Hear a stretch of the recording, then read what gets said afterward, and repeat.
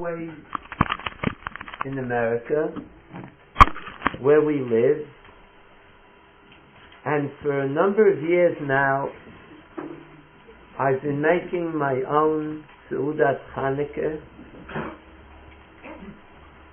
for one of the various groups of shiurim that I have. I keep it very, very concealed. The other groups don't even know that we are making that we're making a Seudat Chanukah, and it's by invitation only, and we have about 110, 120 people, and it's kept quiet, and everything is very properly done. My wife usually bakes a small challah for everyone, every single person. She used to prepare the food as well, but I advised her we should take a caterer. We have a caterer who's like a malach. We don't believe America has such a person. Everything is fresh and good. And so we wash, and at the end we bench together, and we have certain regulations. Number one, it shouldn't be an American Chanukah party. That's the first regulation and the last regulation. Number two, there are no kibudim there, which is a part of that clause which says no American simcha.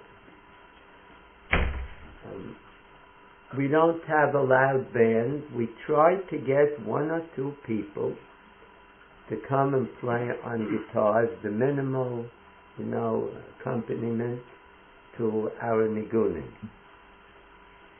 And the law says that everyone has to sing together. That means the men.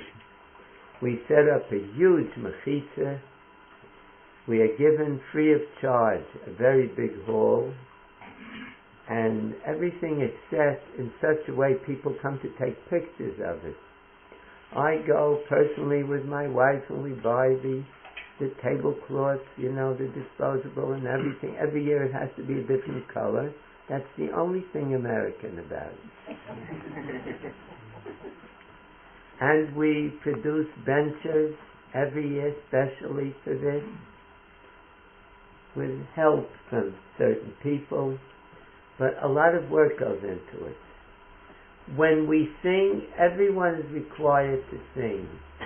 There's a special Yetzer Hara at Simchas Shel Mitzvah, that when everyone is singing, so-and-so begins to schmooze with his friend. You see it on Simchas Torah also, even in yeshivas. Everyone's dancing, one bacher is standing with a stender, with another bacher, and talking and learning like they never learned before in their lives. Why? Because everyone else is dancing. This is a very special Yetzer Hara. He was produced to Simcha Shel Mitzvah. We call him SSM, Simcha Shel Mitzvah Yetzer Hara. And does he disturb? Not at mine. Everyone sings. And we have people of different ages. And I do invite a few guests. Some come even from out of town.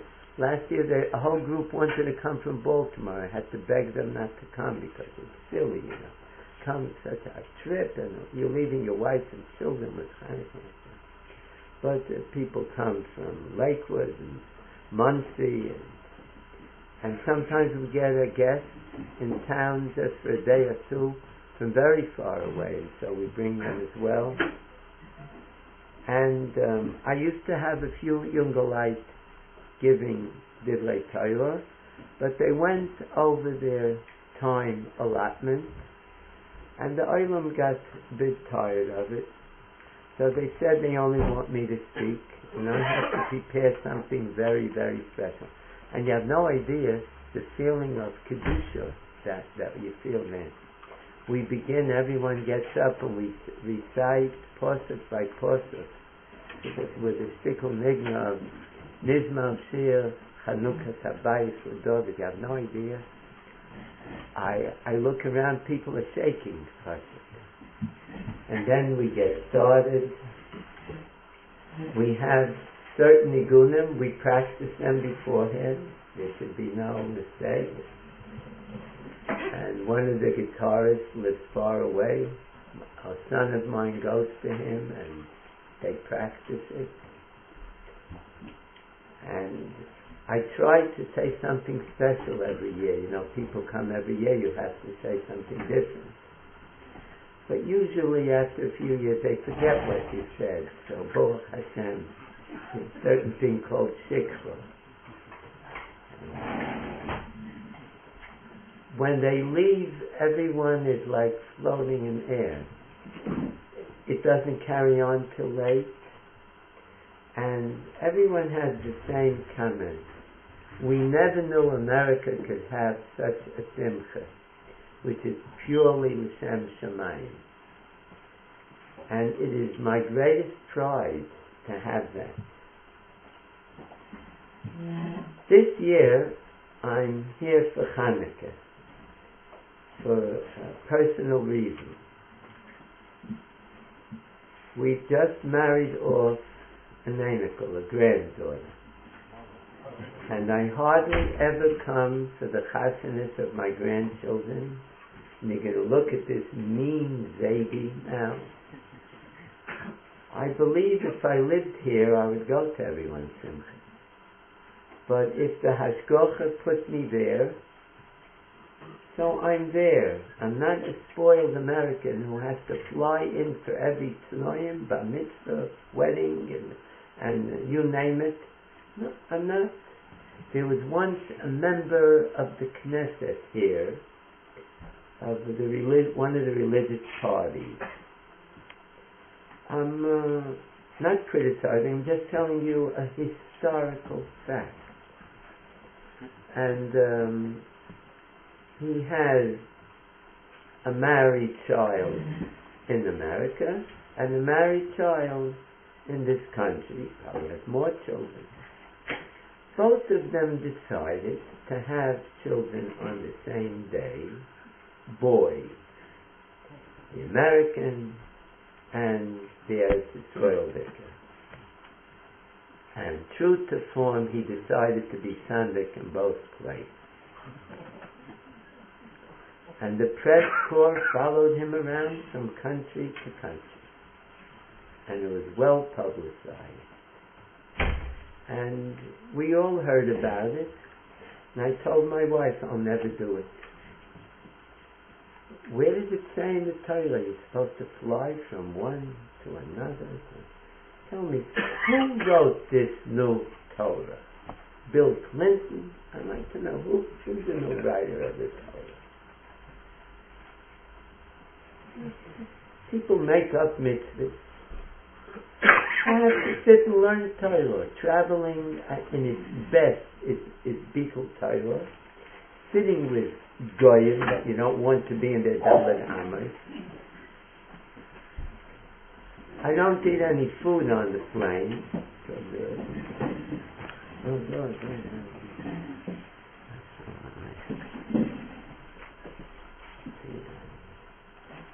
I was procrastinating until the love came. I'm telling him a story. So I never come. I don't know how many married grandchildren. I was once here when it happened. And my ticket was to go back a day before, and my wife said it's past me.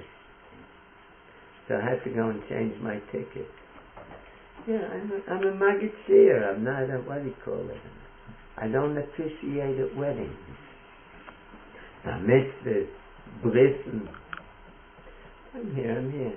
This one was something very special. I have a lot of very good Einiklach. I want you to know who are they. In a lot of things they excel. And this one is one of the top. a tzaddikus, and at home does every single thing that you could imagine. Everything that a girl isn't taught in Beis Yaakov, she does. You know. And in the seminary, she's one of the top, and no one knows when she studies for the exam. But she's a person, even when her mother had babies, she would get up in the middle of the night. She diapers for children. No one knows when she sleeps, this girl. And she's my Einikel, but she's also a great Einikel of Rav Steinberg. So she's a miyucheset. And she married a bacher of miyuchas, who is Goragut a bacher. And the Ehrentraut family, plus Sternbuch.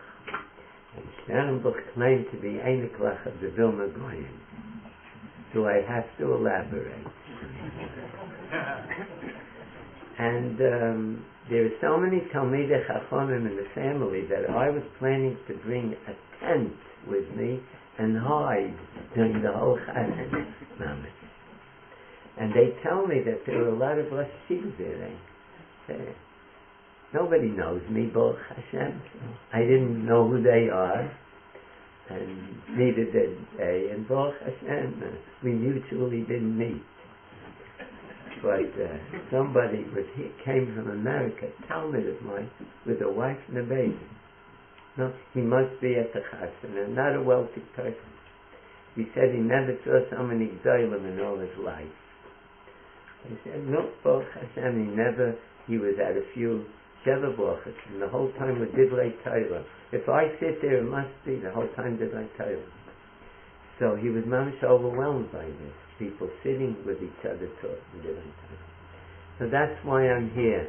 And to go back, yesterday was the last Sheva Brachos, and to go back in the middle of Chanukah, it's whole Shilas and Halacha, and I'm not going to lie on the plane, I assure you. Land up with the FBI. So, Lamaisa, this is the reason I told you, for a selfish reason I'm here. Well, at this Suda, Pashat, I'm Mizgageya to the Chanukah Suda that I make with my tzibur every year. And you know what I did? We had a lot of leftover benches last year. Because we wanted to use it another year as well. And I had the name of the Chassan Kala put with gold on it, and I brought them all here. I distributed at the Sheva Brachos. And it says there, it's from my Chanukah Seudah of last year. Baruch Hashem. No, I had to have it with me. Yes. So this is the reason I was masking to come. And not that I usually turn down invitations here, but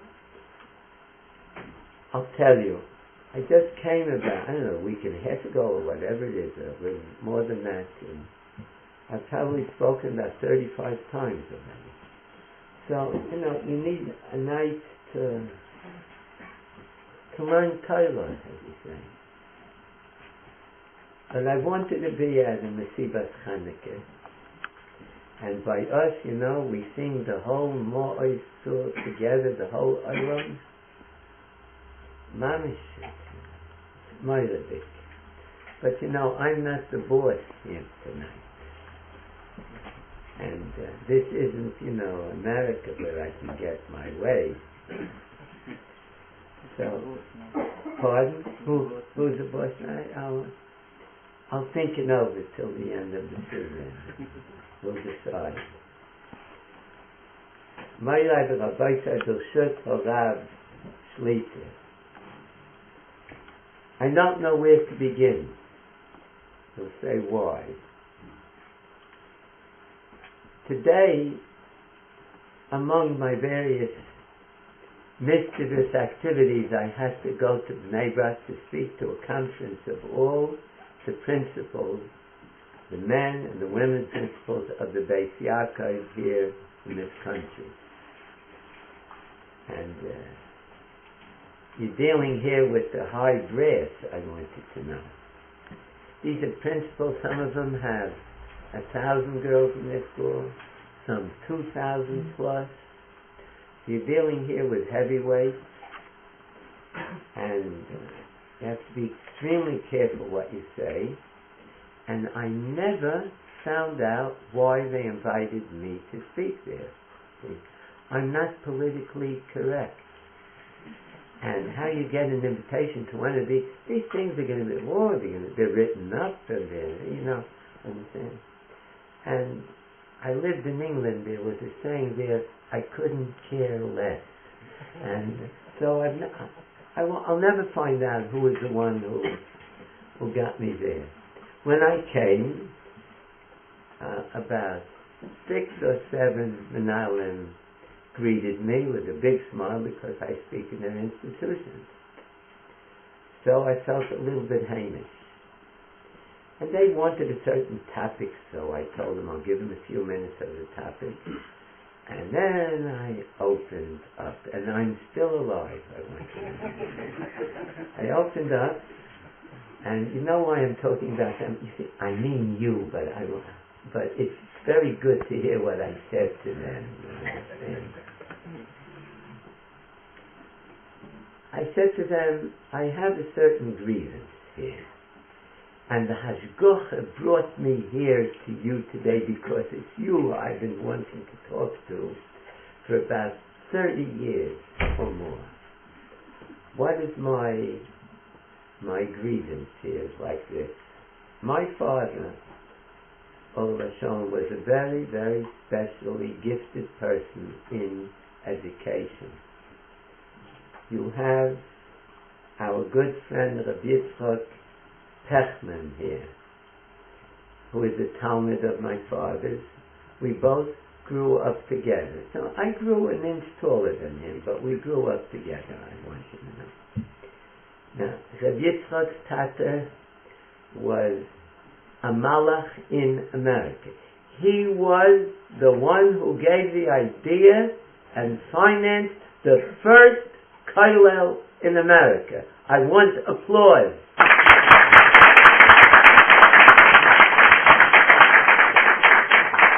And you know that on Chanukah we only say the truth.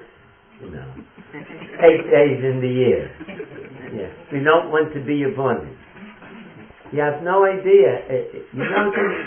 Once it was figured out, who was the first one who gave an idea and where that kollel was and everything? Yeah. Now, my father was not a genius. My mother was. But my father wasn't, but in teaching he was a genius. In all the 40 years he taught in one institution, no one ever failed. What a record he had. He had methods of teaching where you can take a boy who failed in all previous classes would come home and say to his mother these words, with this teacher, I know the Mishnah before he teaches it to me. Yeah, if you know how my father taught a Mishnah, you didn't open the Mishnah, he would talk to the class, tell a story and tell her this and that. Then he would write words on the board and everyone had to say it all together in unison. Once and again and again. And when he heard all the story, then he said, okay, now we'll learn Mishnah. You looked into the Mishnah. That whole story was this Mishnah. And the boy reads it and he understands it on his own. Do you know psychologically what it did to these children? They come home, I understand it without a teacher. Yeah. I meet people at airports today, and when standing in line, and they see my name, which is an odd name, and they come over to me, are you from America? From Brooklyn, New York? Yes. Did you have a relative who was a teacher? Yes. What relationship? It was my father. In front of all the guys, the person embraces me. He says, do you know why I'm a Jew today? Thanks to your father. And I have a son learning in Brisk. That's the furthest that was from my mind when I was a child, I can assure you. You can't imagine how he succeeded with one after the other. And my father taught me, his own son, at the age of 2, he would sit me down on his lap and tell me the Sipurim of the Torah in a graphic way. He had a way of telling a story, but in the middle of teaching he would tell the story, and the whole class would sit there like this. Akedas Yitzchak. Not once. No, in that year, I don't know, 5, 6, 7 times he told me Akedah. And it was so drastic that each time he came to Avram taking the knife in hand, I would go, I was so scared. Over and over again. Kriyas Yansa, his description of it. Matan Torah, the Kolas, the Blokim, the Lapidim, and the whole mountain with the fire going up, with all the smoke going up until Anoichi Hashem. Mom said, I run into the kitchen, tell my mother, I was just by Matan Torah. You hear? Later on, when I joined Miri Yeshiva, when it came from Shanghai, and Mashgiach, Chatzkel Kellerman, they believed everything has to be graphic, it has to be living in Tanakh. And he would describe Matan Torah, and the other American Buffalo would stand there dumbfounded. I stood there, I knew it at the age of 2, literally. I remember the day my father taught me to say Shema Yisrael. And he told me a story of a little boy who got up in the morning and he said Shema Yisrael Hashem Elokeinu Hashem Echad. And later in the day a ganaf was trying to climb through the window.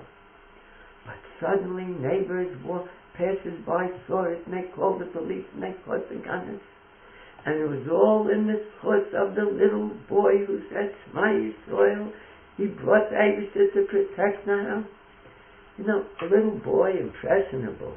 A father gives this in him. I lived with it. I knew Kriyat Shema Alamita Baal Peh at the age of 3, everything that's in the Siddur. Then I was sent to kindergarten. And now I'm studying under Professor Haganenet Hagaonet, the kindergarten. And she's teaching me the story of Chanukah. And I come home and I tell my mother I know the story of Chanukah. Now, today when children come home and say that, and they say, and Ima, give me Chanukah go. We didn't dare. Our parents were Europeans. You never asked for money. Never. Not at the age of 15. We had everything we needed, but money? Not by my father. Never. So, I know the story of Chanukah. Antiochus from Russia. How I shouted that. He decreed Gezeirus on the Jewish people. In the end, like in Hollywood, the sheriff shoots him dead. But until then, he has a long run, Come home for Purim. Mommy, I know, Mama, I used to say, I know the story of Purim. Haman HaRasha. And again, bothering me. Who's in charge of this world? My father told me, Hashem. And here I guess, Antiochus HaRasha, Haman HaRasha, and then we're leading up to Pesach now. Paroi HaRasha. This looks like a Western movie. In Hollywood, they go around shooting for 2 hours, mamish, killing and shooting. At the end, the sheriff shoots him, but for 2 hours he's had a good time. And Paroi had a good time with us for more than 100 years. He enslaved us. And Achashverosh and Antiochus, tens of years. So I was afraid to ask the question, who's the boss of this world? What do you mean this Russia? He can go around and do what he wants to the Jewish people? It doesn't bother you, my question? And then, over the years, I learned some Torah, and I began to find out something, which, believe me, they don't know in yeshivas, in Beis Yaakov, They don't know in the kindergarten because the kindergarten teacher didn't teach it to them, because her kindergarten teacher didn't teach it to her, because her kindergarten teacher didn't. We are 3-4 generations of diplomaed Amei Ha'aretz. Believe me. I'm telling you, we are diplomaed Amei Ha'aretz. And I spoke today to these principals. I gave it to them. I said, the only way Goyim can be Geiser Gzeil on us if we did a terrible chet and doesn't see we're going to do tshuva. So the Eibusher brings a Gzeil upon us. Number one, it's a kapora, it's a neinesh and kapora for the chet. Number two, it's to arouse us to do tshuva. We should wake up. Our children taught that? No. So, what does a child take out of Chanukah? There's the baddies and the goodies.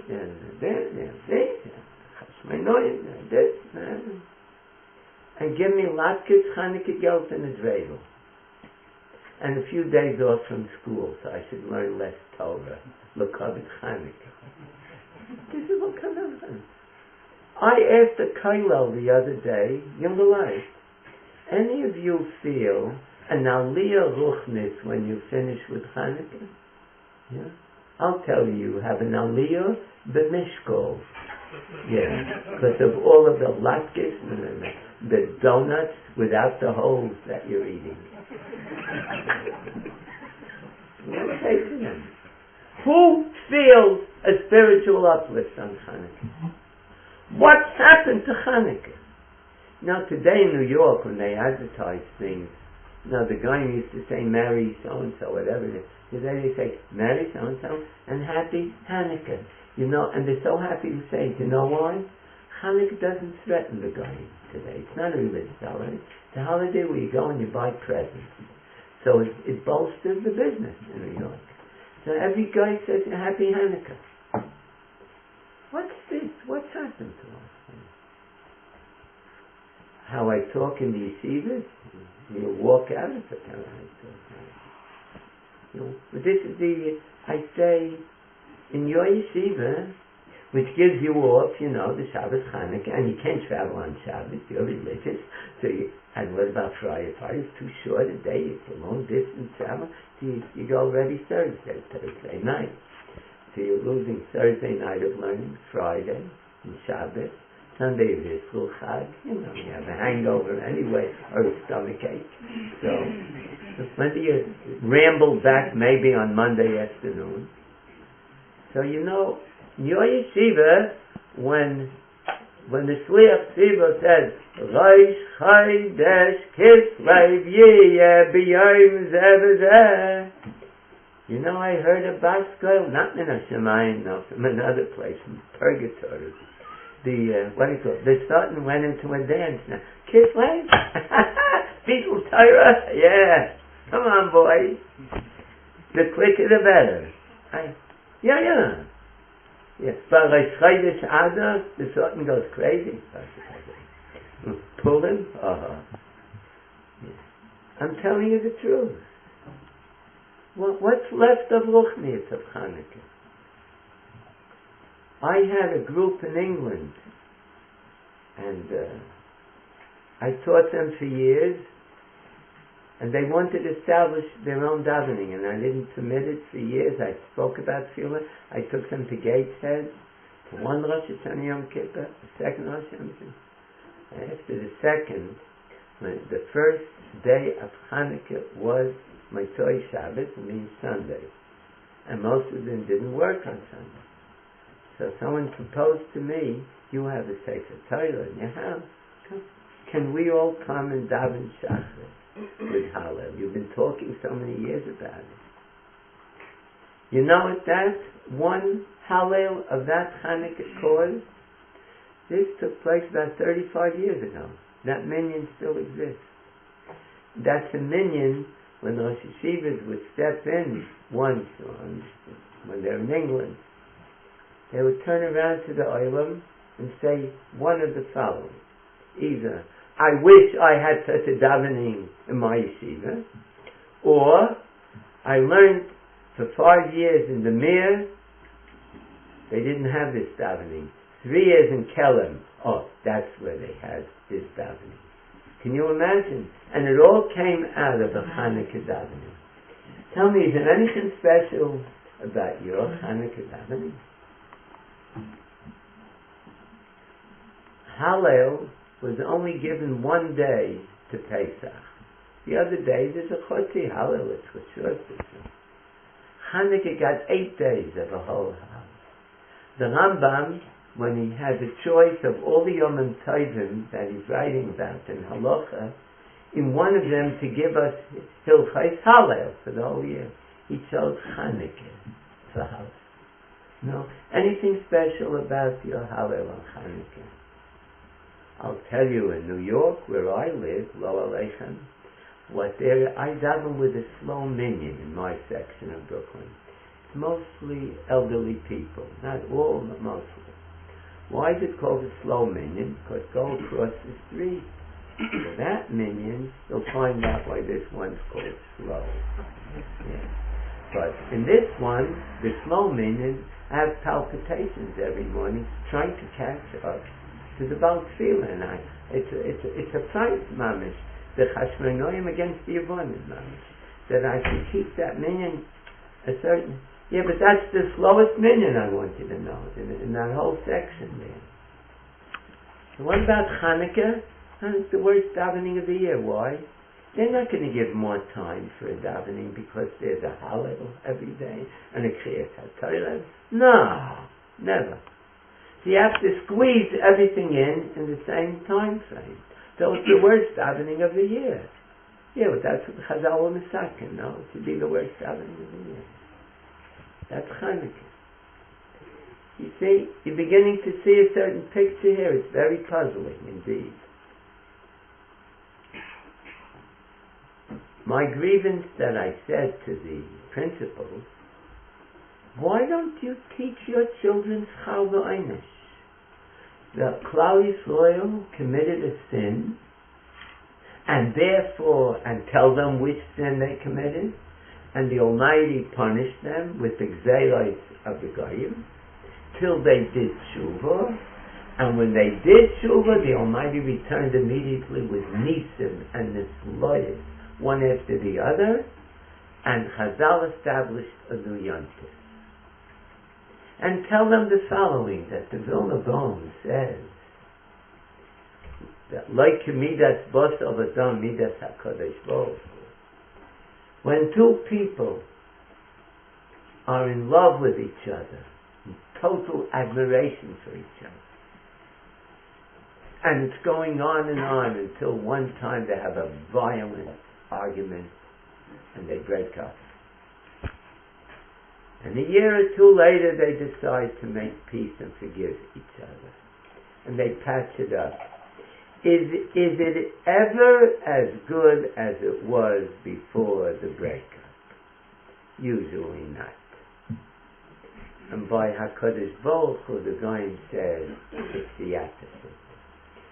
Avo Rabo Avtonu Hashem Elokeinu Chemlo Gedola V'Yitzeiro Chamalta Aleinu. Before the Chet Egel, Ahavti Yosef, Yitzias Mitzrayim, Kriyas Yamsuf, Mon, Flor, Be'er, Anone Yakovim, Matan Torah, Avo Rabo. Then comes the Chet Egel. And the Vilna Gaon says in the third taxation, we lost everything. We had to do tshuva to retrieve it. We lost the Anane HaKavod, the Luchai, the Torah, he writes the Torah. We lost the Ruach HaKodesh, the Shechina, everything went away from us. We did tshuva for 80 days, from Yud Ches Tammuz till Yud Tishrei.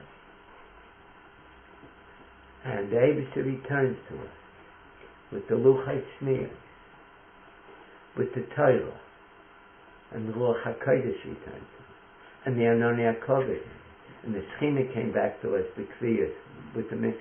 And plus what we never had before. Yud Gimel Midai Salachamim. A Mishkan, the Shekhinah will be with us, dwelling. We're going to have a Yom Kippurim with Daylight, which was not on the schedule. That came out of the Tshuva on Yud Tishrei. Hineni Kaveya Yom Zeh Yom Slicha Mechil L'Kapor L'Daylight. So the Goyen says, after the bust up with the Rabbeinu Shalom, when we came back to Tshuva, the appreciation that HaKadosh Baruch Hu has for a Chayda B'Tshuva is limitless. You can't imagine. So the Eibusha began showering us with more than he gave us before. Chemla, which is the Ava that comes after a bust up, Gedayla B'Yisayla Chamal more than before. The Chet which caused the Gzeilas of the Yevonim, which was dealt with, we're going to mention it soon. And the Chashmonaim did the tshuva for Klal Yisrael with total self-sacrifice and Mesiba. The Eibusha responded with Nisim and Etzlois immediately. The moment you're Makayim Anira Daidi, that split second Daidi leave, the Eibusha is here already with Nisim and Etzlois. And then we have now a new Yontif with 5 mitzvahs. There's the Isar Hesped, Isar Tainus, Mitzvah Hadlokas Haneres, Mitzvah Kriyas HaHalel, Mitzvah Amiras Alanisim B'Tfilah, and also today the Birkas Hamon. We never had this before. See? You teach this to children.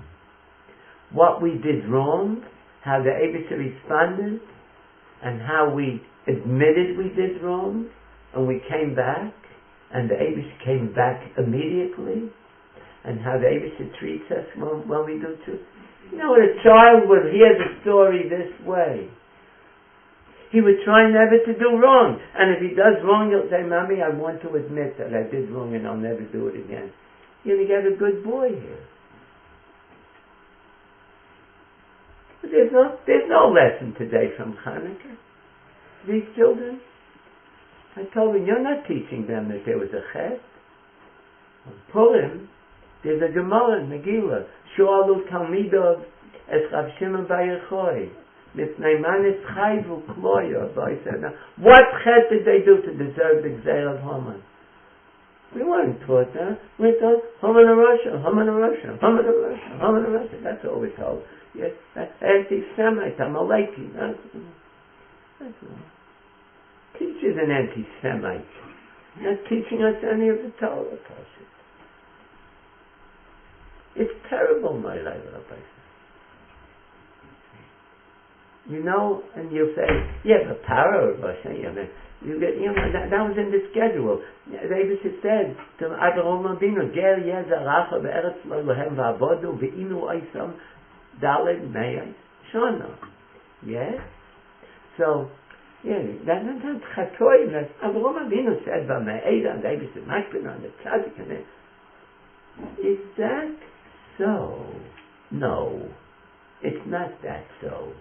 We had to be 400 years in Golis, Eretz lo lohem. You know when the Eibusha began counting? When Yitzchak Avinu was born. Were we in a strange land? Yes. You know why? Eretz Canaan did not belong to us yet.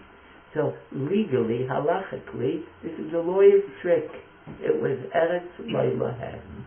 And how long did Yitzchak Avinu live in that Eretz lo lohem? He never left that country in his life. Yeah, 180 years. We deduct from the 400 the 180 years of Yisrael.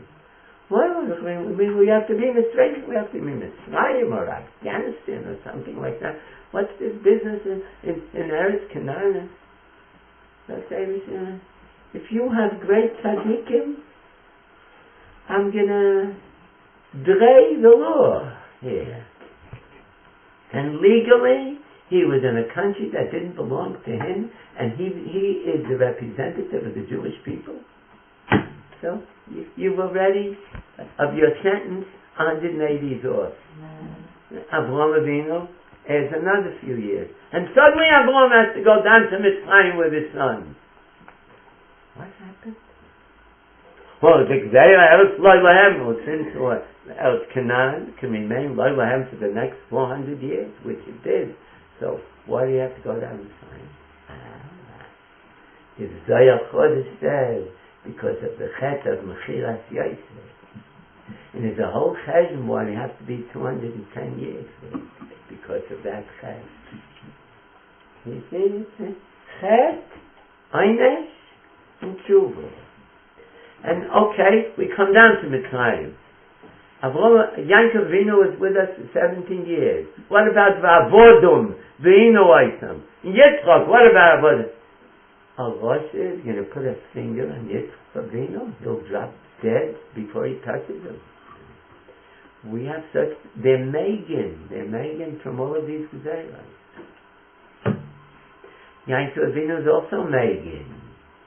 Alright, 17 years later, Palai gets started with the Shibud, you lazy good for nothing. No, can't happen. Why? The Shivs take core, each and every one of them is such a tzaddik, he's Megan on the whole dough. You see, I always say this, in America I get away with it, because they like the rest of the Shia. I say, silly parents. They don't encourage their children to just sit and learn. No, have to get a degree, have to, become a computer this and a computer that till you get a pink slip or whatever it is. And no.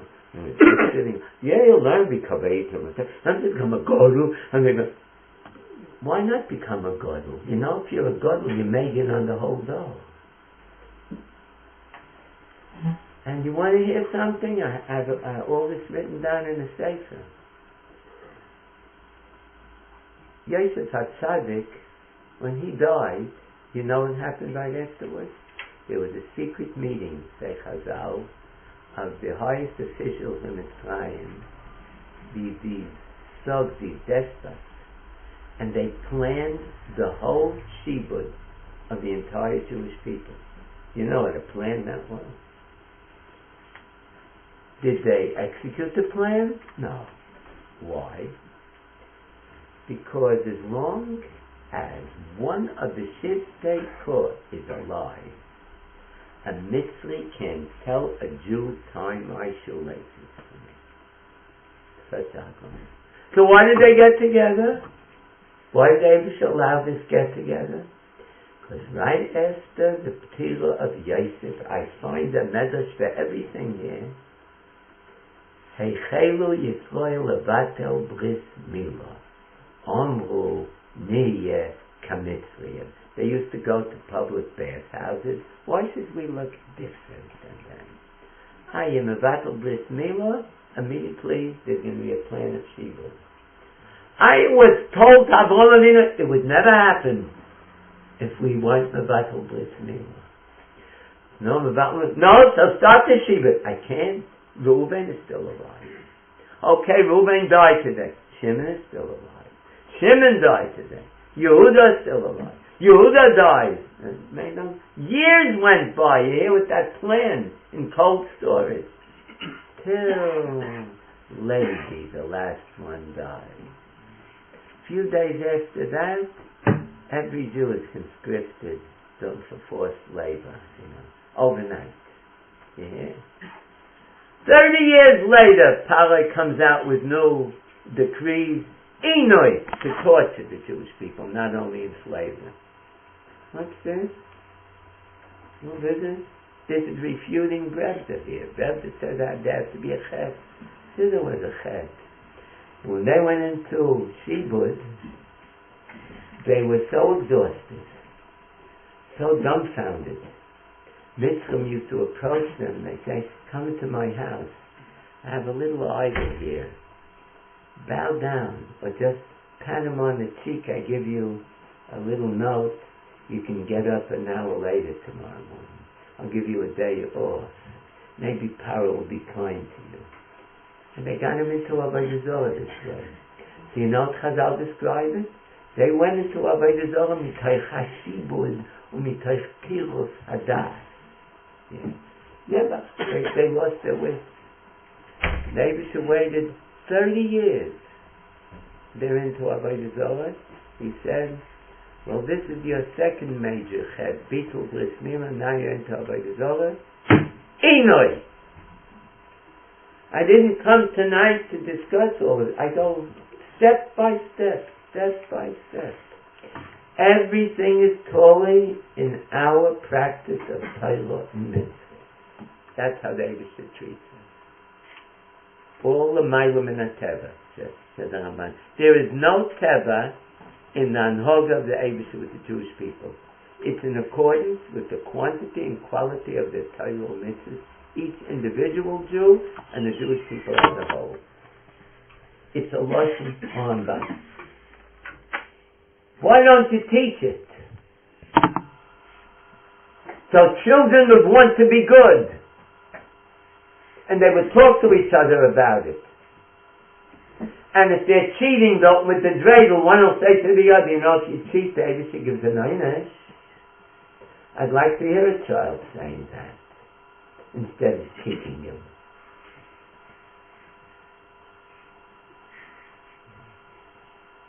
I didn't cheat.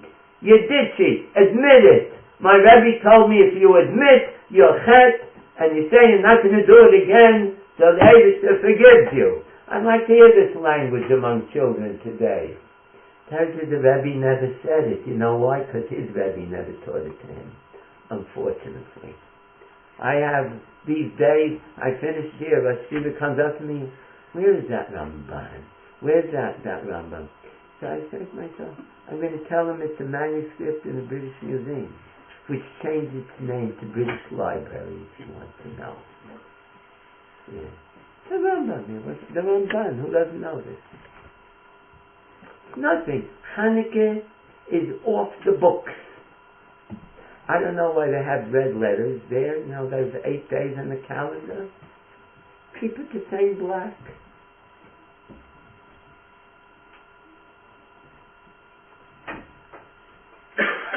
See, that was the time I said to them, and I hope that you will swallow it. People don't have what to teach their children on Chanukah at home. Teach them this. So the Bach, one of the Meforshim of the Tur, Shulchan Aruch Chaim, says, why did we receive such Gzeira? What was in Ches? Nisraslu bo avodah. We slackened off in Avodas Hashem. You have to realize, you talk about, in America they slackened off Avodas Hashem, in Europe, Golas. This was Eretz Yisrael with Moshe Beis HaMikdash Kayim. You'll say, yeah, but is that an earth-shattering chet that could bring the Avonim coming, taking the Beis HaMikdash away from us? And being geyser and limud Torah on every mitzvah in the world. So there's possible b'avodah. Now there is a Gemara in Brochus Daf Lamed Beis. Al bo tzrichim chizuk. Torah and meisim tovim, tefillah and derech eretz. So Rashi says, what does it mean tzrichim chizuk? Tomid b'chol koich. Rabbi say, I want to get together $1 million tonight here and go to Rashi's kever, if they know where it is, and pay him $1 million. He should erase that Rashi. It gets on my nerves. You know what it means? Every time you open a Gemara, you have to learn it b'chol koich. Never lazily. Every time you stand to daven, you have to try to. Look, if a person has kavanah on that the Almighty knows, and that's totally in line. But the effort to be mechaven. When I ask Bachrim Yeshivas, are you mechaven every word of Al Hanisim now, Chanukah? I add a remark. When you don't forget to say it.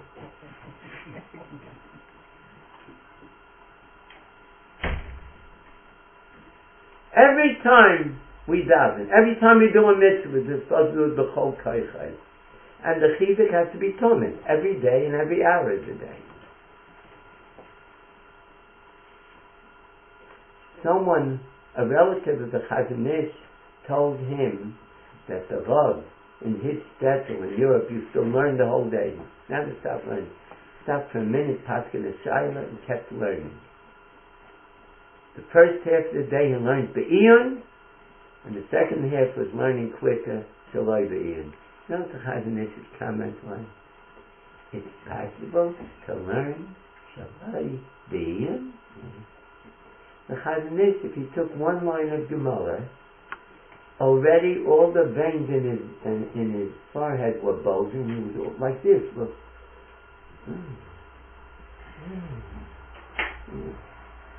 I once saw him.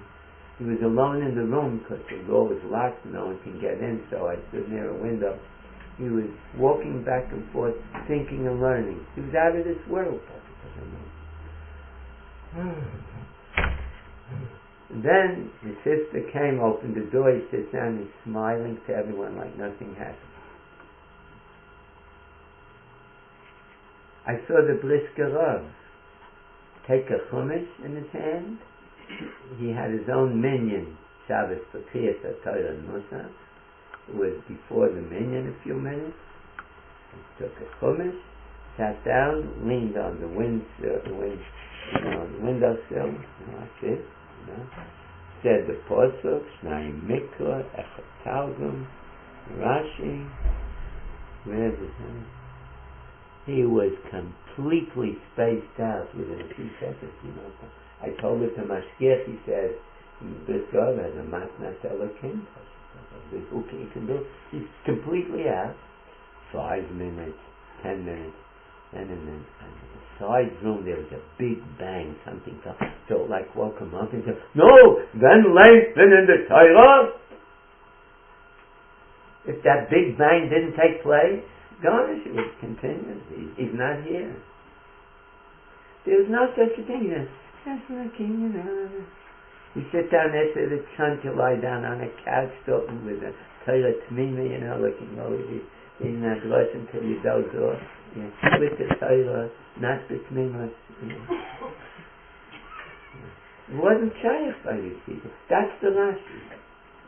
So there's a Gemara at the end of Brochai, which darshans the Pasuk, his rapiso, that's Rifyain in Torah or Mitzvah, beyond Torah, if you'll ever reach a difficult day, Tzal Kaychacha, you can have very little kayach to stand up to your problem. So the Malshor says the following. You see, I wouldn't dare say this. Malshor says, his rapisor says Imam B'Tayor, or his rapisor B'Mitzvah. Not that this person went through a period where he didn't learn Torah. No. He did learn, but he didn't learn like the Gemara says on that Lamed Beis, B'chol Kaicha. Learning like Ben Azman and Dick or Bachim who come home for the last days of Chanukah, the yeshiva, and they do the Almighty, Dov Nazain, Gabriel, Michael, or Seva by learning a little bit, and they know Mitzvah V'Aisa, a volunteer army, and he wants a thank you letter afterwards from me. That's the Mashor says that. He learned. He did. That's always Berithian. So, what's going to happen? On a day that you're going to have to face a great problem, you're going to have no kayach to face it. Why? So I bring this down. It's very important to me to bring it down. The Vilna Gaon quotes this Chazal, and I looked up Likutim of the Gaon. Did I find the Gaon? The Gaon quotes the Zohar. So kaychacho, your kayach will be very, very weak, and tzal could also mean an enemy. There's a Zohar, says the Goyim. Kaichacha is your neshama. Your neshama is going to be your enemy when you're facing a problem. Now, the Goyim doesn't explain it. The Zohar doesn't explain itself. I'm offering you an original explanation. We consist of a guf and a neshama. We have a body, we have a neshama. The body likes eating and drinking and gashmias and laziness, not getting up in the morning, etc. and etc. and etc. The neshama wants the person to do Ratzon Hashem every time that he's awake in his life. What the Torah wants. Now, a person sitting and learning with his body, so he's doing the Ratzon Hashem. Is the body initially happy with it? No, the body would rather go to a football game or on Shabbos, ain't Shabbos the Mikdash, so to say, and go to a party, go to things that I can't mention in public. That's what a guf wants to do. So the person's forcing the guf to learn. That's not so ideal. Just you sit down and you learn. No. We are required to learn b'chol kaichai. Do you know what that b'chol kaichai does? It completely subjugates and subdues the body at that learning session. You know what happens? The neshama comes through. If the guf is knocked down to pieces by this person, the neshama comes through the koyach and neshama, and the neshama gives this person enlightenment to this learning. It's ein l'shayah. That's why those who were learning Torah l'shmor used to be mechadish chidushim atzumim. Someone spoke after the Chazanish Petila, big Talmidei Chachamim, and one of them asked, when did the Chazanish have time to learn as much as he did and write on so many sugis? When did he have the time for it? That is, if you're learning with Yirah Shamayim like the Chazanish with such a gear, so the body melted away and the neshama went on. You let the neshama go, you can learn 1,000 times more than that. You're allowing the koyach neshama to come through. But his rapisa, if when you're learning or doing a mitzvah, you're not doing it with all of your energy, all of your devotion, so the guf is functioning a little bit against its will, but it has a big say here yet. That's why you get up in the middle, you take a cup of coffee, or this, or that, or what's this mashka, odom is that Coca-Cola, whatever it is. And you shmuyas a little bit, because the guf is still. So the neshama's kayach does not come through to the man. The neshama says, fine. You didn't let my kayach come through when you were doing your Torah and your mitzvah. When you're going to face a problem, you want me to help you, say a good word, my kayach is not going to come through for you. It's a very original explanation.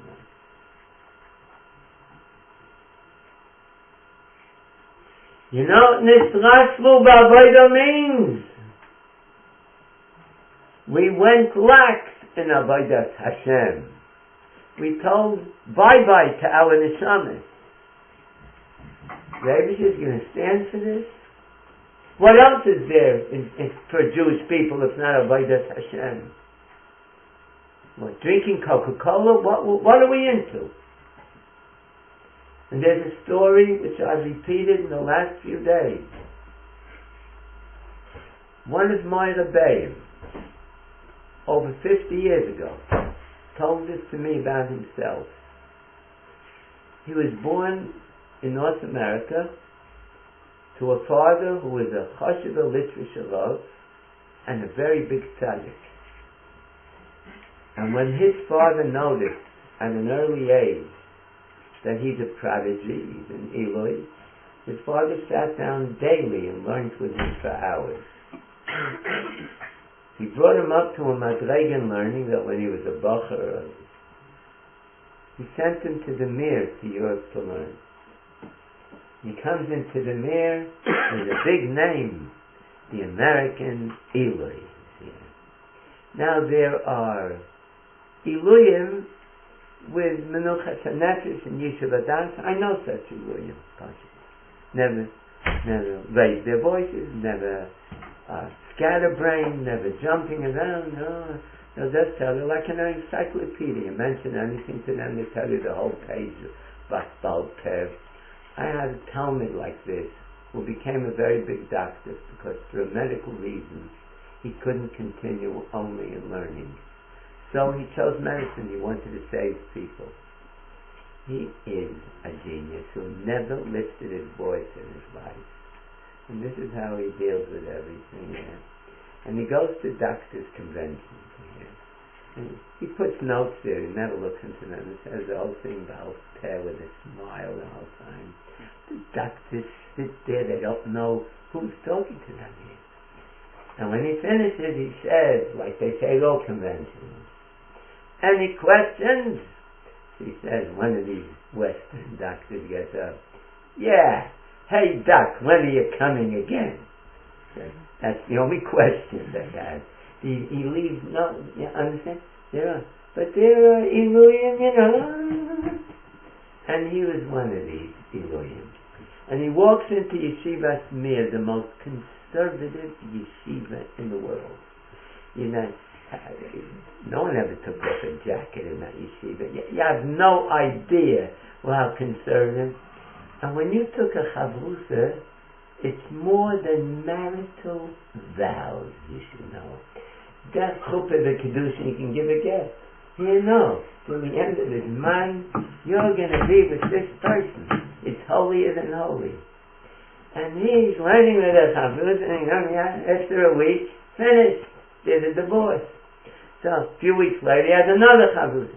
And Rabbi Rucham was a mashgiach, on a very high level he ran yeshiva. There was never this direct mutter to a person, everything, And it's very hard to lose. He's viewing this Vilda Chaya, and came to the Mir, and this person said, what's going to be with him here?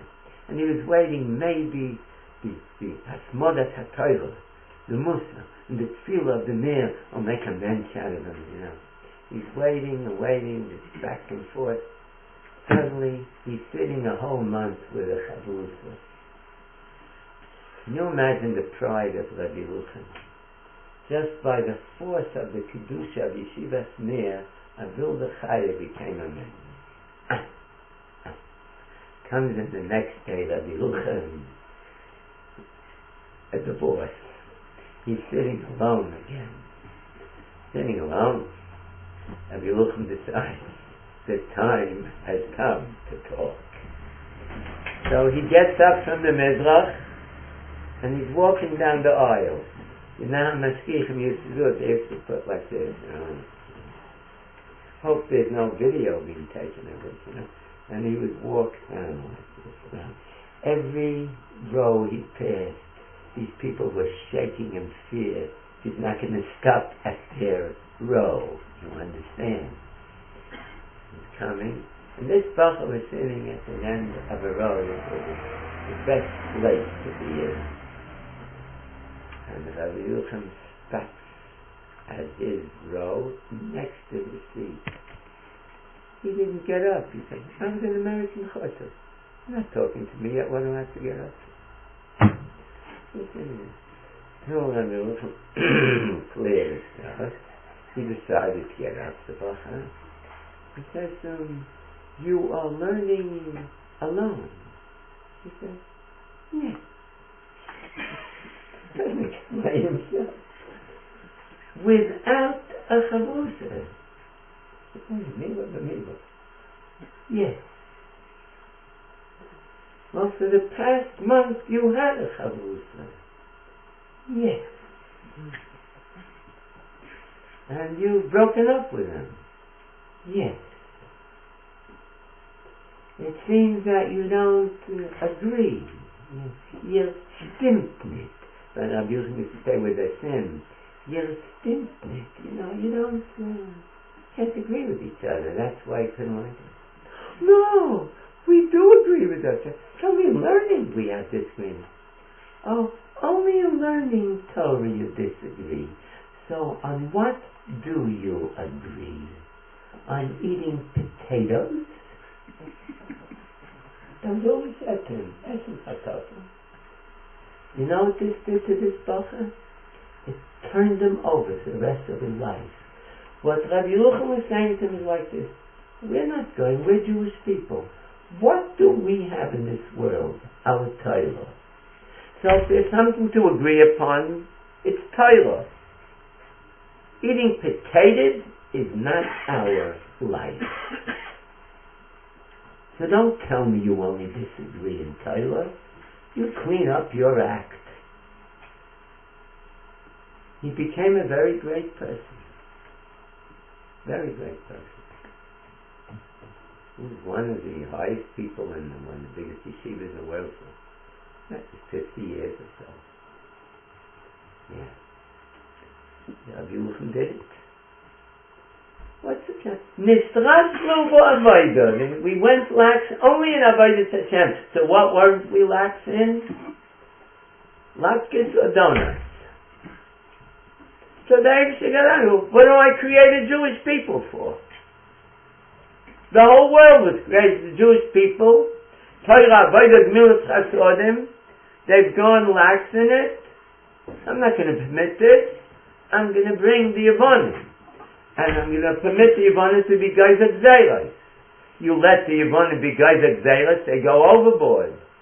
They were guys on Limud Torah and in every single mitzvah with punishment of death penalties and whatnot.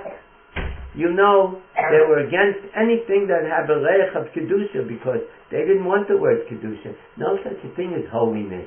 If you believe in a soul, there's holiness. There is no such a thing as a soul. A human being is an animal on two legs, and don't tell me anything about a religious marriage. This is a cohabitation between two animals. That's what it is. Don't you dare bring in this nonsense here. You know, if a chassan gave chuppah kedushin to a young lady, yeah, and a body had to write out a ksubah, correct?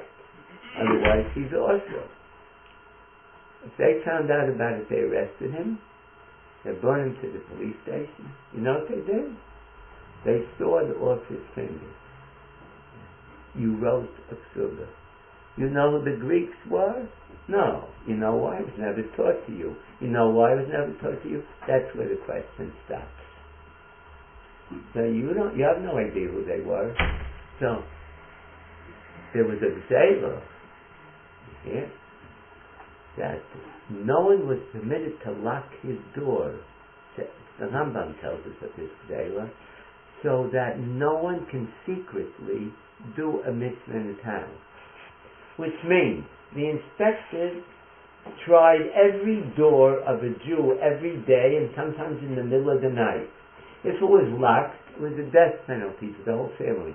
If it was open, they went in, whatever hour it is, and they went over again like a Mikat Chometz, looking for a zeicher of a mitzvah in the house. So what did the Charedim do in that door? They ran away. They ran away to small hamlets and into caves. And those Jews who joined the Greeks, the Mityavnim, who hated Torah more than the Greeks did, they were spying on those Jews who were hiding. So there's a documented story, more than 2,000 years of story, that a whole group of men, women, and children, numbering close to 100, here, they wanted to keep Shabbos. In Shabbos, there was a death penalty for keeping Shabbos. So 100 men, women, and children went to live in a cave in squalor, in the worst conditions, to be able to keep Shabbos so no one would see it. You hear? And the government was informed about this. And they sent a band of soldiers. They were so sophisticated, so clever. These soldiers didn't draw their swords and go into the cave. Right? First of all, you can stumble over a rock. You can get a rock in your head, you know. You can get killed yourself. No. They brought a lot of firewood and they closed up the whole mouth of the cave. They set it on fire and all the smoke went in and 100 Yidden were choked to death before Hitler's scared chamber. Hashem Yikaim Bama. This is only one little story of what they were doing. We're dealing here with the worst that we ever had to face. Now, in that situation, very few people remained ne'emonim to Torah mitzvah. It was too much for a lot of people. They gave in. And those who remained ne'emonim, they were hiding here or there. I'm asking all of you a question. When you hide, can you go out and work and make a living? Certainly not. Do you have proper nutrition and exercise, etc.? Certainly not. What happens to you? You become weak physically, correct? Did you ever think of this? You are saying in Alanisim, Mosalto giboirem biyad chaloshim v'rabim biyad ma'atim. And you always think, they were extremely numerous, tens or hundreds of thousands. I have it like this, but okay, it brings, I'm not taught anywhere. Hundreds of thousands. We had handfuls of people. So that we know. But when it comes to Giborim Biyad Chaloshim, we all switch off. Why were the Greeks Giborim? Every guy is a guy, a Gibayich. Well, it meant how many sandwiches you eat a day. I mean, what's the big deal here? What is Giborim? Why are we Chaloshim? Since when are Koyanim Chaloshim? A Cholos can't do the Avodah in the Beit HaMikdash. Teretz is the Greeks as one of the most important parts of their philosophy of life, besides scientific knowledge, etc., was the physical culture of the body. This was the greatest effort was put into their people to build up their muscular strength, their physical strength, everything. And if you weren't an athlete, you couldn't join their army. And by the force of this physical strength, the Teva, they captured the whole world. Mamish. What were we? Chaloshim. Why? Koyanim were the ones who were doing the fighting. Why were Koyanim Chaloshim? I explained to you now. You never thought of this. At the age of 80, of being a Moshe's Koyanim, you're not going to think of it. We were Chaloshim because we didn't have what to eat. Okay. So, number one, I've done you a favor tonight. When you're going to say again, Al Hanisim, and you say Giborim Biyad Chaloshim, you understand what you're talking about. It's deeper than that. When I was living in England, and I had a chabura of Bochrim, and one by one they were getting married. So a father once late at night came to me to discuss a shidduch that he's proposing to his son, but he desired to win me over to agree with it because the son is going to ask me. To that purpose he brought shochad, not shadchonos. That's a more polite shochad. What was the shochad? I had 3 little daughters. They brought me 3 coloring books entitled Chagei Yisrael Umay Adayim. My Adayim is Meloshin Moed. Anyway, and we discussed it, and I gave in to him. Good. Fine. Look, I won in the end, don't worry. This couple was exactly how I wanted them not, but they're both today on my side. They already have married children, Goinim in Taylor, Mamish. So, leave it to Uncle.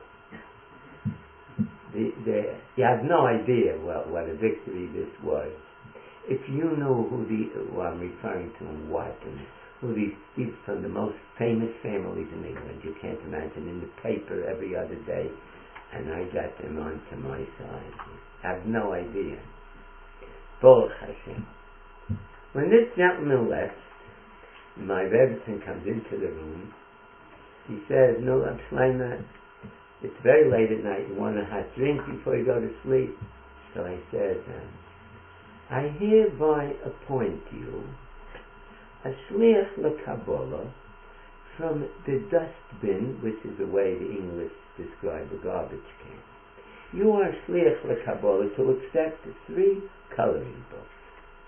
Now her father was born a Brisker, so she said, "Why have to be shliach kabbalah? Why not shliach leilacha?" Cool. I said, "I'll tell you why. The garbage can," I said, "I'm an American now, is so hungry for this garbage. I want you to be kind of hit, the minute you take it at the end. Shliach leilacha, be another 3 minutes till it gets there." So she said, "What's wrong with it? Chagei Yisrael Ma'adayim." I said, "Look, I'm not going to force you to look up the new holy days which were created, by Mamish Friar, by custom. No, that goes beyond. Look up Chanukah." Okay. He comes and what did the guy say in American? Happy Hanukkah. Yes. So she finds Chanukah there. What picture do you have here? It's available in the shops here. I don't know where you have to go for it, but it still is around. They're still coloring it. Yeah, they're showing a picture of a big brute. It's such a big body. Now, you all know that the size of a coloring book is not a postage stamp. Big page. They couldn't fit such a big body onto the page, so they decided half it. Okay. That half is dressed like Odom Rishon Koydem Achet, except for a bit of a leopard skin that he's wearing across here. Well, anyway, he fit the bill. If the child is going to use a certain color to color him in, he's a cannibal, I assure you. A ferocious face. You have no idea the look on this, but if Hitler meets him, he drops dead on the spot, I can assure you. Hair coming out. Ooh. All he needs is an earring here, one here, one kook in the back, and he's today's hero. And he has a spear. You only see the top of the spear. Now, let's describe his bare muscles. Each one of them is wider than his big head. Muscles. Do you know who this is? Yehuda HaMaccabi. B'nai Shel Matis Yohu ben Yochanan Kayin Godel. Being the Kayin, I declare him a Baal Mum. And now I know the secret. Since he was a Baal Mum and he couldn't do that, boy, they joined the army. This is how it happened. Now take a look. This is the Heilige Chashmenoim. Does he have a yarmulke? Well, the artist didn't have one, so why should he? Anyway, in the background, that's the important part of the picture. 3 clusters of Greek Nebs, soldiers. Nebs, not just Nebs. That's it. You people who've been too long in Israel, they don't say Nebuch in America anymore. It's too long, 2 syllables. Nebs. Now, what do they look like? Each one looks like a toothpick. Mamish. And they're all huddled together, these three groups, and I'm looking. When that gargantua turns around, they're all dead. Not upon arrival, upon looking at him, mamish. They're all going to be up there. So in other words, we were the Gibolim, correct? Yehudah, yeah. And they, the Yevonim, were the Chaloshim, correct? So now you came to learn tonight that this Mesiba, some anuma like it. Chazal against the coloring book. Chazal say the Greeks were Giborim and we were Chaloshim, and they say, and the coloring book says, the Greeks were Chaloshim and we were the Giborim. So what's the big miracle here? And I want to tell you all, you're all sitting here, there's a certain thought going through your head. So today, if you were shown that picture, you would have thought there's nothing wrong with it. Admit the truth, Rabbi. When we say, if we're thinking a little more, we're visualizing, they were many, we were few, but our few, don't you dare make up, and this is Maccabi Tel Aviv, Maccabi Dolcholot, and Maccabi Tel Aviv, they're missing a few, they bring a few Schmaltzes from America. That's the real Maccabi. Well, every country does it. So, Lamaisa, I want you all to hear this. There's a Targum of Shiras Chano, that Chano not only said a Shebach Vaydoya on Ha-Yeshua, on under the Yeshuas of Klal Yisrael. Keshes Giborim Chatim U Nechsholim V'Nechsholim Ozru Choyo, says the Targum. Kashtor, which means the strength. The Giboirei Makadoinoe, of the Greek mighty ones, Yitovar, shall be broken. Umibnei Chashmai Noida Havyon Chaloshin. They were weak, and I told you why they were weak. They had nothing to eat. They were hiding for who knows how long. Yis'abdun Lahain will be performed on their behalf. Nisim Ugvuron, the Eibusha will perform miracles and great victory on their behalf. It's not them. They have no strength at all. Do you know what these people have done? They've taken the whole mess of Chanukah, they turned the whole thing upside down. They took oil and they made chayshach out of it. Do you know that the whole sports community of this country, now they're finding out that most of them are taking bribes. I don't know. I don't read the paper, but I have informants. I have to know what's going on here. Now, I have to know who's the prime minister, When I shoot my arrow, I have to know whom to aim for. Everything can't go to Bibi. I have to know who's in power. So, now there's a lot of bribery talking in sports in this country. Whoever thought otherwise? What are they in it for? Only for Chilul Sabbath? Why is there sports in this country? And it's a national thing. There's a thing called Olympics. Why? Because sports stems from the Greeks. Once in 4 years, you have the International Olympic Games. So the host country must sign and agree to building a whole Olympic village, which costs millions. No, you have to have enough houses to store all of the drugs and the performance-enhancing drugs. And you can't have a little tent village there. Now, in this country they decided, no. not once in 4 years. We're going to have a sports village every day of the year. Every year. But we can't call it Olympic. We're not Greeks. We're going to call it a Maccabean village. Do you know that one exists in this country, or illiterate of that fact? Yes. It's part of television. When I used to travel from Bnei Brak to Bat Yam, when I lived here permanently, once a week, so most drivers would tell me, you want a shortcut? Yeah.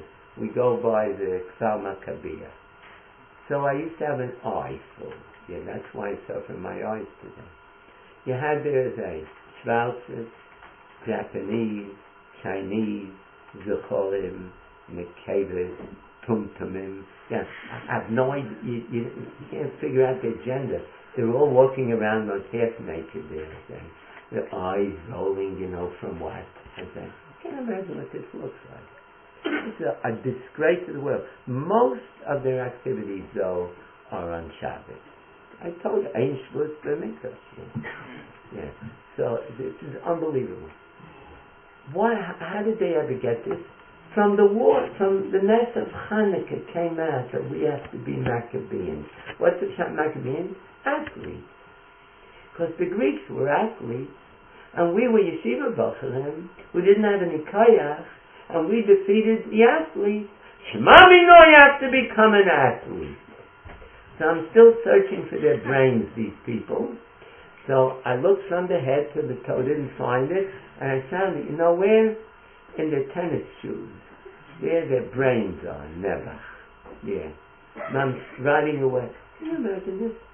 You never saw it before. We were taught this in kindergarten. Yeah? We weren't taught that? By the poor little wretched Ganenet, who was taught this by her poor little wretched Ganenet? By her poor little wretched Ganenet? I know I sound like, making a lot of noise tonight. I'm complex, I've been going around talking about this for years, but I haven't been 15 years in Eretz Yisrael, so the whole lesson has been forgotten.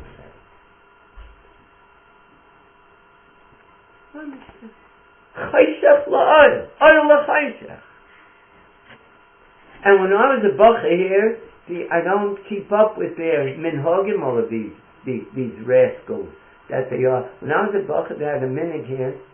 What did they do to symbolize Chanukah here officially? They would take from the Kfar Maccabiyah, they would take an athlete, stand them up, late at night here in the cold in this country, and dress or undress like an athlete, freezing. They give him an Olympic torch, and he should run a kilometer, and there's another one standing there, Mamish, almost frozen to death. He gives him the torch. He comes to the third one, already has pneumonia. He comes to the fourth one, has pleurisy. And the fifth one has 107 temperature. But they have to do it. They're heaving away till they come. I think it was Yerushalayim, a tall building, which they measured. It should be definitely l'mayla me'esra mama portion la ner Chanukah vaday chazniches shir. And on the top they put a huge candelabra. And this guy, as half naked as he is, without a yarmulke, well, I was told once by a Rav, you only need a yarmulke if you have a brain, not if you have a skull. So he goes bareheaded, and he's climbing up in there with a crowd standing there and cheering, and with the Olympic torch he would light the Chanukah licht. And this is the lesson of Chanukah. Thank you very much. We should become Greek athletes. Don't call yourself Greek. Maccabean. Maybe it's a sheker within a sheker. Can you imagine this? You never thought of the words Masal Gibayim Miyad Chaloshim. Why were they Gibayim? Why were we Chaloshim? The Vilna Goyen has a palish on Chanot Shiva. There was to give out with a lot of commentaries. He has a different pasuk. Ki loy b'koyach yigbar ish. Kemash giborim biyad chaloshim v'rabim biyad matim. These are two separate issues. Keneged giborim biyad chaloshim omro ki loy b'koyach yigbar. Not with strength shall you vanquish your enemy, because we had no strength. And keneged rabim b'ad ma'atim omro ish ki hamu'otim ke'echod nachshavu. I'm going to ask you now a historical question, and I have the source of the answer. The very first battle between mamish, a pitched battle between the Greek army and the Chashmonoim. Yeah. How many were there in the Greek army? How many Chashmonoim were in their army? 12. Pardon? 12. 12. You got 50% right. I want to know the Greek army. 1 million. No, 80,000. That's very, very little now. No, against 12. Yeah, that one brute, I understand. 80,000 against 12. Okay, a thing. Unbelievable. So the Goyen says that Giborim Yad Chaloshin is a separate thing. You see, he did think when he davened. And he figured it out. And in other places in Tanakh, he puts it in again. When Habakkuk is talking about the Yeshua from the Greek, Hashem Elokim Chayli. That's the Yeshua from the Greek. Kamash Giborim Yad Chaloshin. We had no power. With all the power being injected by Hashem Yisborach. No? We're getting somewhere here in Chanukah. Now, and the Goyen decides to bring another pasuk to his palish. Pasuk in Tanakh. Bo'iralti bonayich tzion al bonayich yovon v'samtich kecherev giboy. And the Radak in that pasuk says again, you don't have a cherev, and you're not a giboy. But I will inspire you, as if you're a giboy with a cherev, which you didn't have. Here, listen to this. So this is all part of Giborim B'yad Chaloshim. Then I have a Zohar Chodosh and one more pasuk, and we'll be able to be Messiah. This is about 5% of the material that you have to hear on Chanukah. But listen to this. There's a Zohar Chodosh says the following. What did the Mabul do to the world? The physical world, destruction of the world. What did Malchus Yovan do to us spiritually? Destruction of our nation. The Ramban says in Parshas Vayechi, Lulei HaChashmonoim Kvar Ovdo HaTorah VaMitzvah MiYisrael. We were rock bottom. Thousands have gone over to the Yevonim with their children, and the few who were still loyal were becoming fewer and fewer.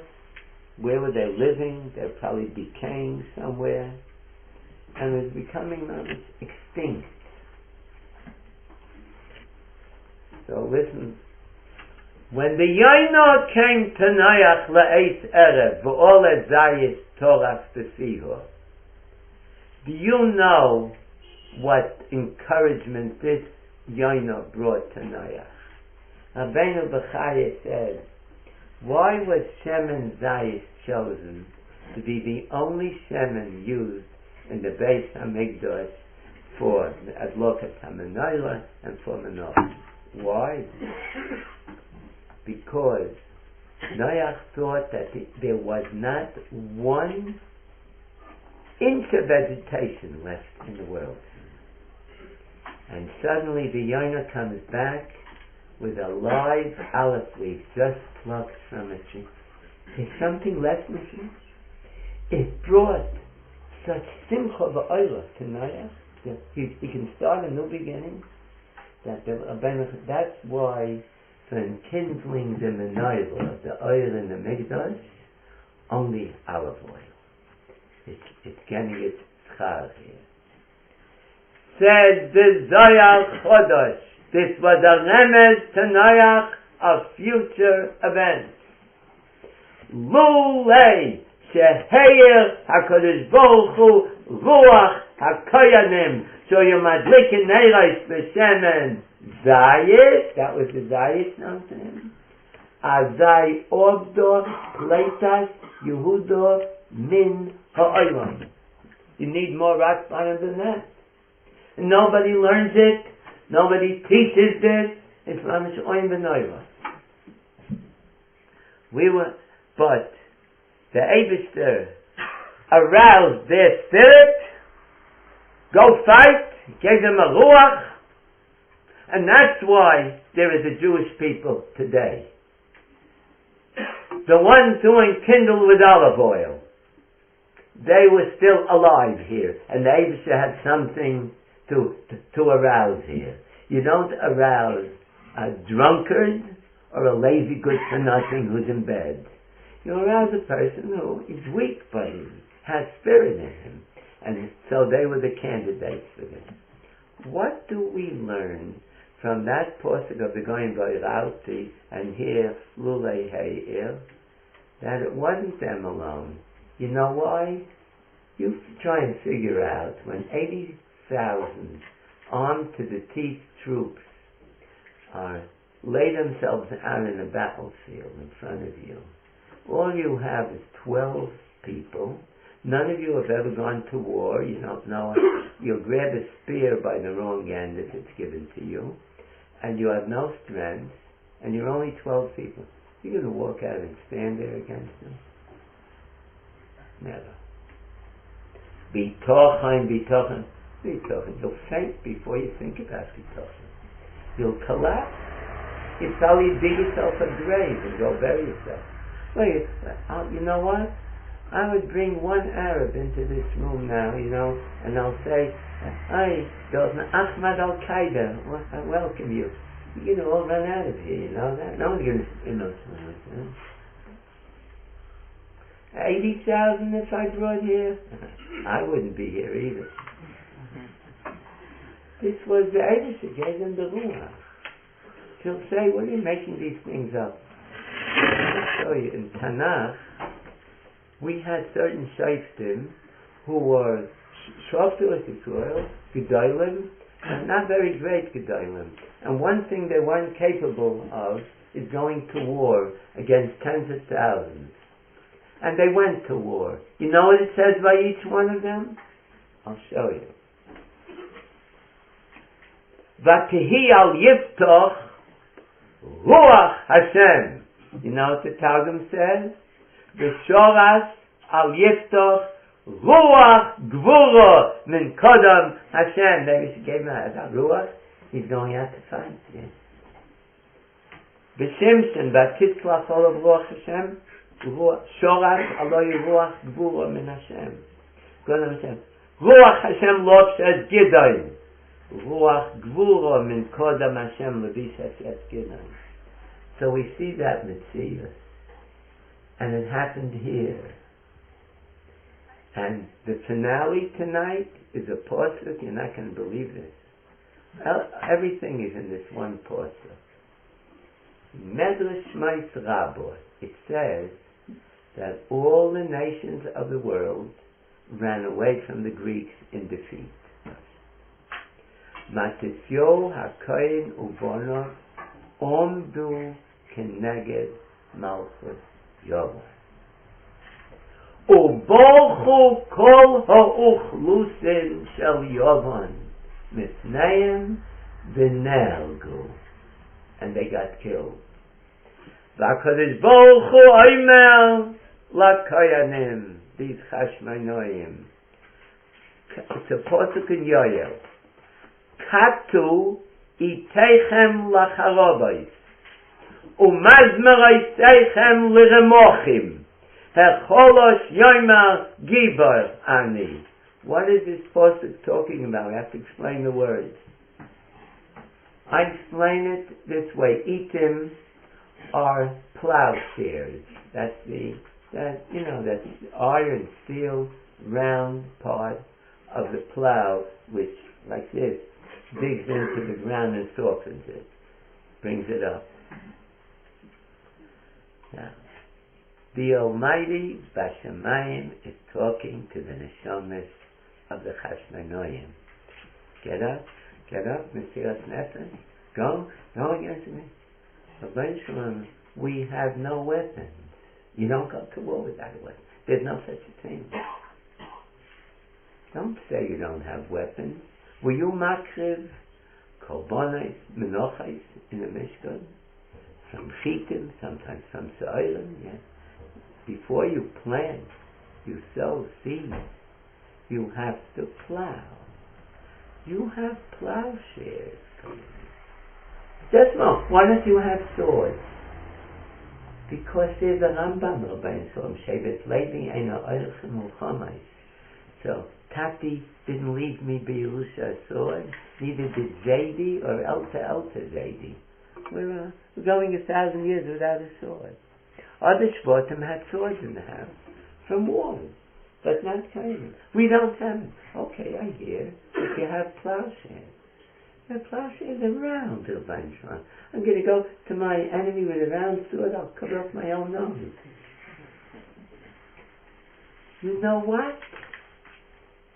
Chop them in the middle, katu, itechem, and leave a good sharp spitz, and you have a provisional sword. Rabbeinu Shalom. That's a sword? Yes. That's enough of a sword for you. And listen here, you were menasach yain on the Mizbeach. When you harvested the grapes, you used mazmelas. They're much smaller than plowshares. But a mazmeh also is not a thing you can use, Dalton, in fighting. You know what? You're also going to cut him in a certain spot and leave a sharp edge. Now you have a provisional sword. You have a little knife. Listen, what am I going to use a little knife for in the war? Look, you go over to the Greek. You're going to stab him with the plowshare. Once he's down on the ground, take a knife and slowly sever his head from his body. And you've done the job. But I have no kaya. I have no kaya to hold these things in my hand. Hecholosh yoyma giba ani. You have the whole back here.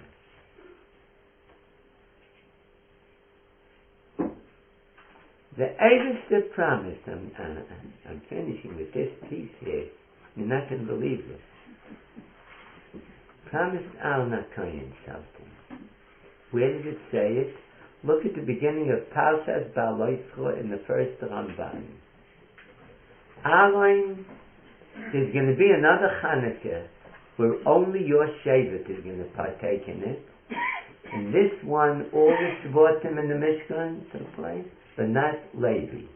Didn't have its day with that. There'll be a time only Shevet will be Kayanim. V'ani osid lasais al yidei bonecho hu de bonecho Kayanim nisim ugvurai. Nisim v'yeshuai. So, who's going to fight the war? Kayanim. Kayanim in that generation are chaloshes. They don't have weapons. They don't have numbers. They don't have anyone touching them. David should promise it's going to happen. It happened. You know what? The Abish on a certain day, there's a whole story how they began the rebellion, I say. Their daughter was a Kala, and they didn't permit, kosher marriages. So soldiers came to take her away, to be Matama, in the public square on a Sefer Torah. And that's when they got up and rebelled. It was a whole nicer. So it's you know who's the Balaman? Rav Shimon Bar Yochai. The authority? Or the coloring book is the authority. So Lamaisa, the Eibishter said, Al Yidei Bonecho, when it came the day, The Eibusher spoke to their neshamas. Get up. Oiralti b'naich tzin o b'naich yoron. Yeah. Katui teichem macharoves. Mazman seichem ramochim. HaChol Hashem HaGibur. Go! And they got a ruach gvura min hashamayim. They weren't giborim. There was nothing of their own power in this.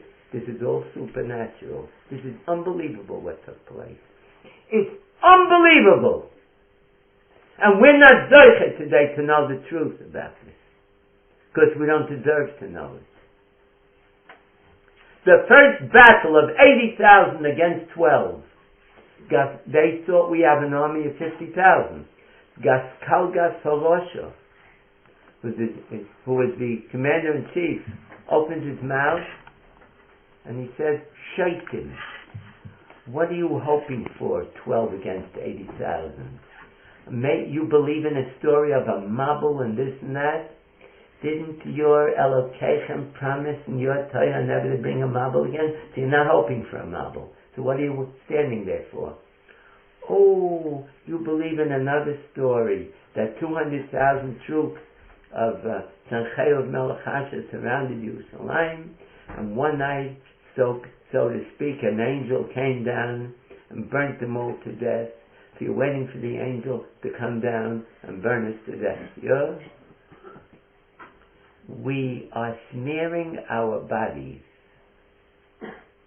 with dam chazir v'tumas susim, to such a tumah that no angel will ever get near to it.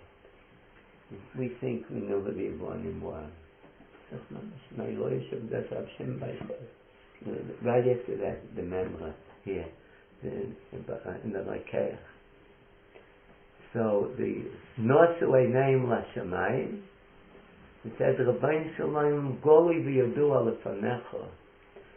The only reason that we've entered into this extremely dangerous situation is Kedei Shalo Yischalel Shimcha Hagodu Vagoyim here. In every generation the Rosh gets up and says, your Almighty helped you before, but now I'm more powerful. This guy is saying it today. Just be careful with Simcha Godel. That's what we're praying for. So a Baskel came in a Shemayim to them. My dear children, you have no idea how much planning has gone into this hour of history. You think it's Poshut, these 80,000 came. Boy Sashor, Kines HaKadosh Baruch Hu, V'shivim Sorei Ma'alo, the 70 guardian angels, 70 nations. V'rotza Oisam B'maltzei Ashal Eish. This is all spiritual, but it's spiritual. Now tied with ropes of fire, all together. V'omar lahem, if any one of you malachim permits one person of your nation to escape alive from this battlefield today, I shall destroy you. Because all the nations had mercenary soldiers in the Greek army. They began firing arrows, chitzim, 1,000 at a time, at 12 targets.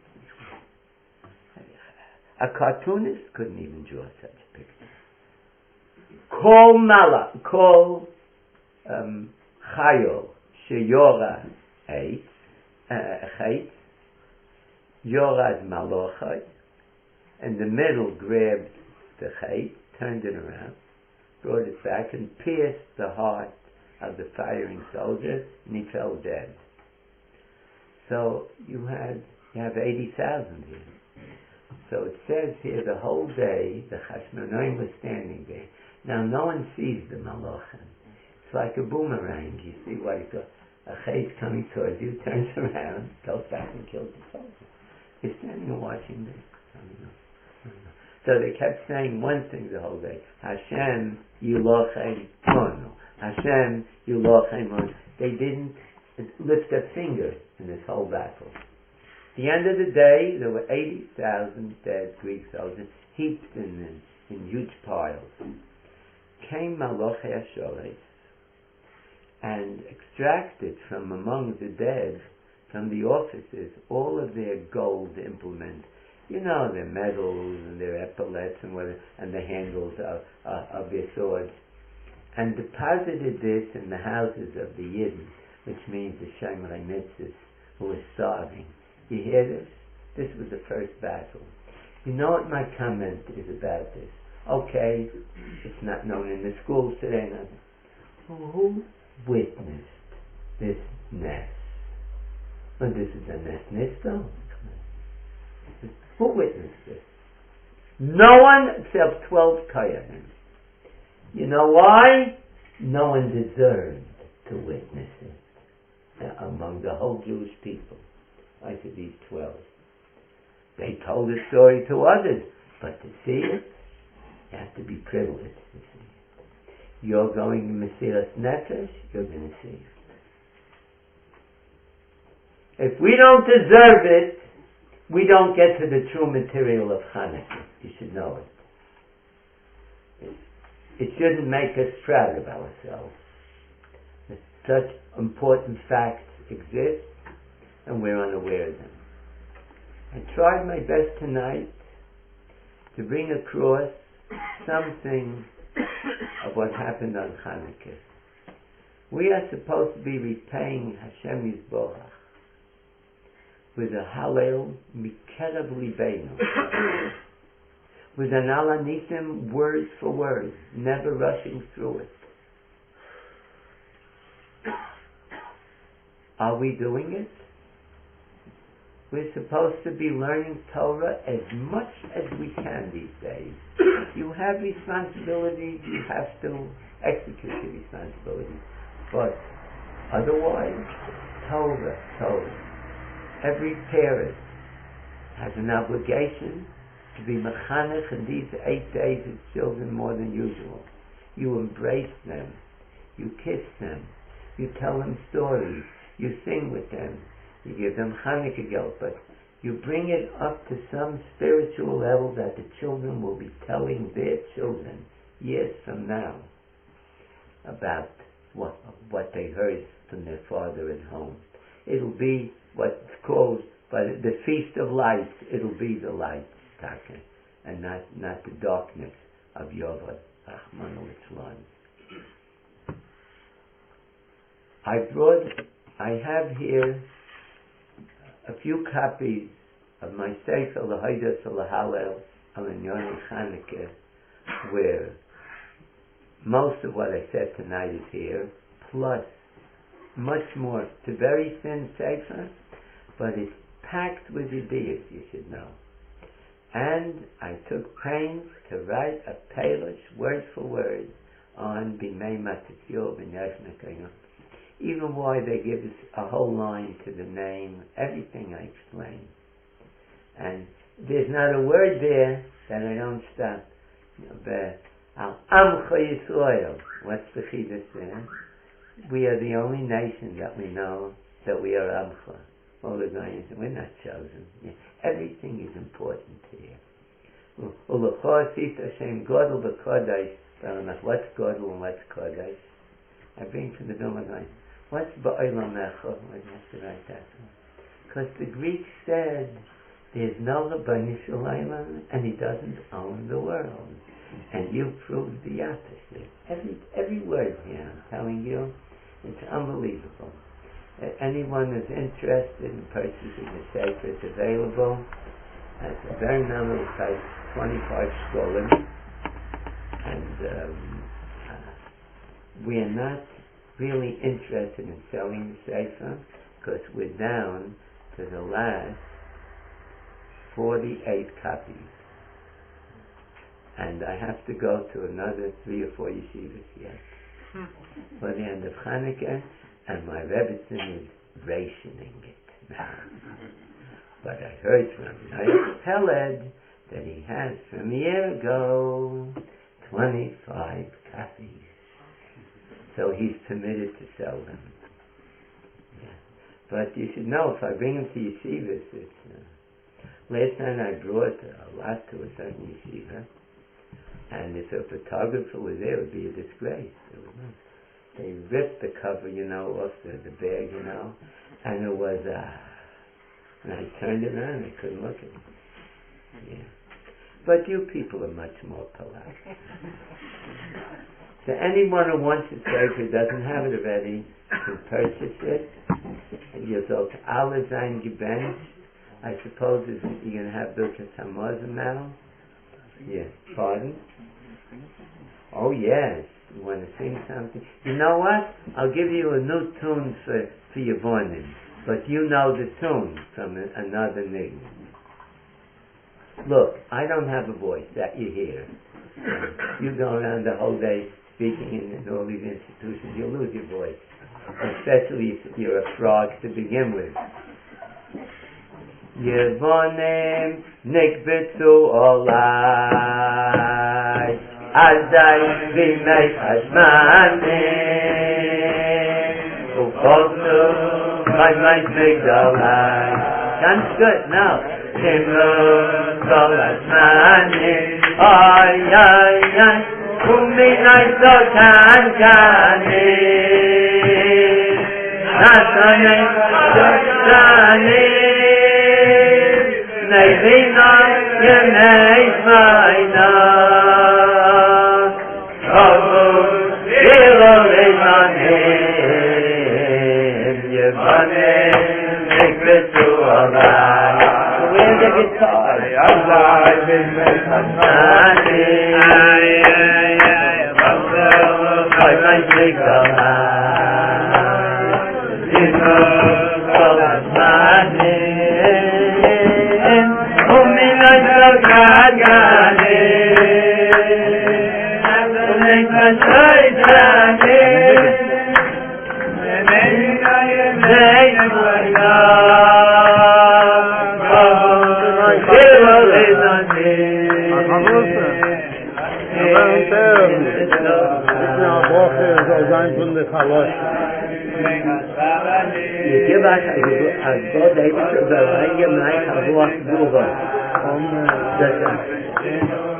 Kol Asmanim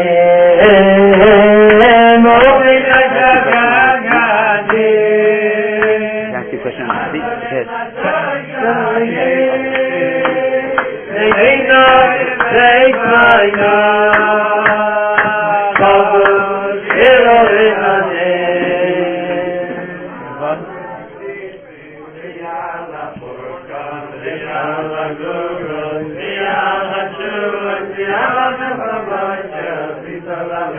That's corny American. You better do it.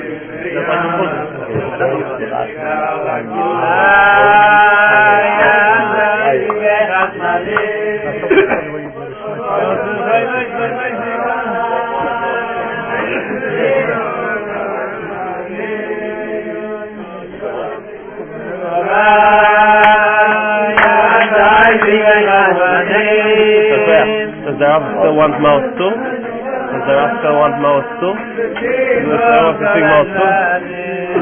They're not going to sing right.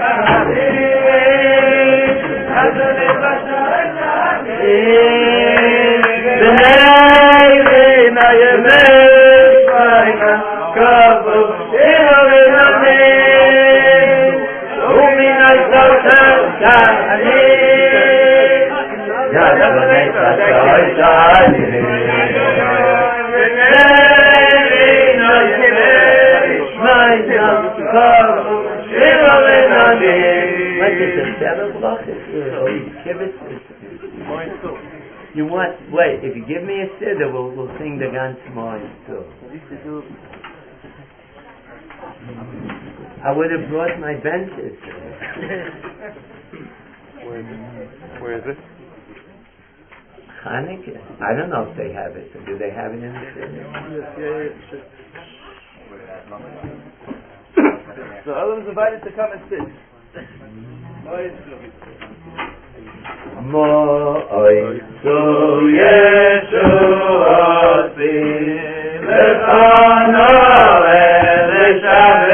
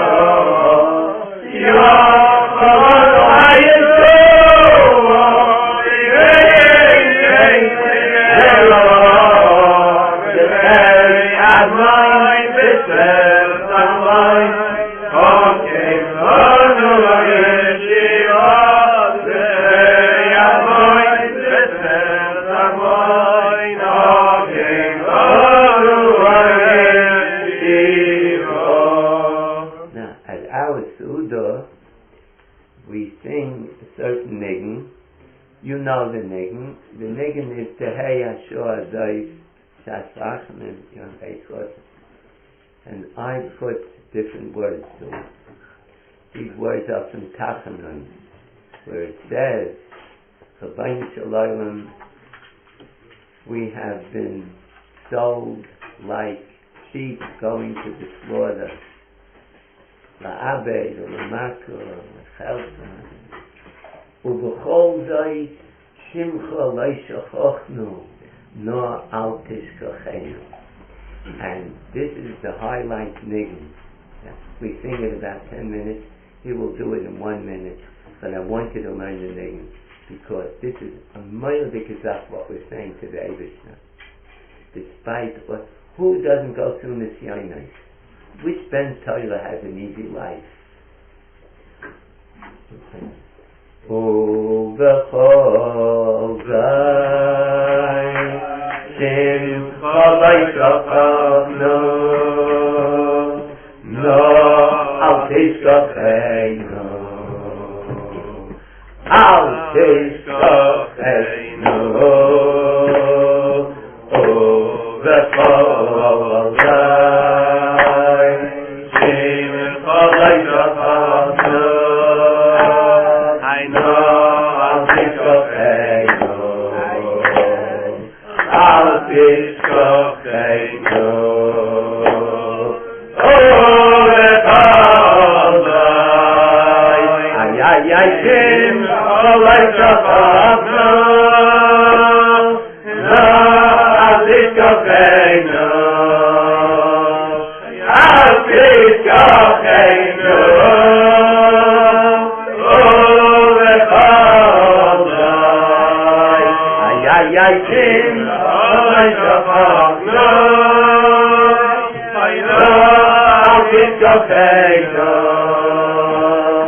Al Tishkochenu Bam, bam, bam, bam, v'chol zay Let it again Simcha Leishachachnu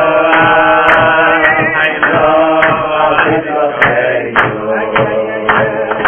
Al Tishkochenu v'chol zay Simcha Leishachachnu Al Tishkochenu Al Tishkochenu Oh, v'chol zay Simcha Leishachachnu Al Tishkochenu Al Tishkochenu Oh, v'chol zay Ay, ay, ay, Simcha Leishachachnu Al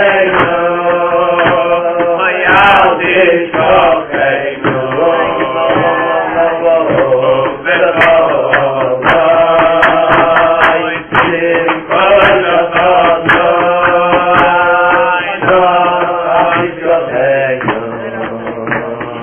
Al Tishkochenu v'chol zay Simcha Leishachachnu Al Tishkochenu Al Tishkochenu v'chol zay Simcha Leishachachnu Al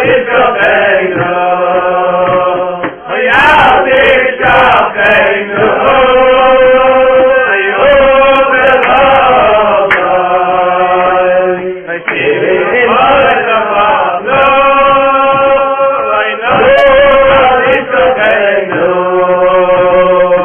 Al Tishkochenu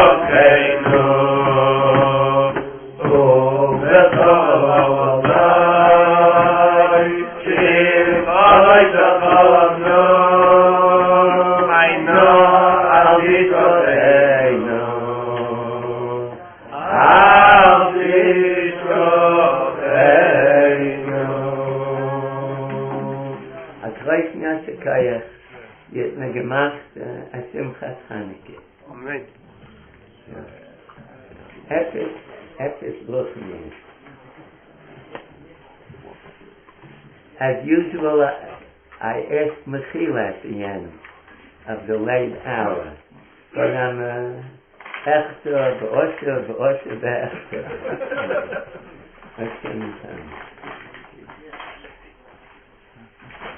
Salom Hatzliel sein. You don't Zeichen sein. Everyone should be Zeichen to receive Min HaShamayim a certain spark of Ruchnius of Chanukah, which should serve him for the rest of the year.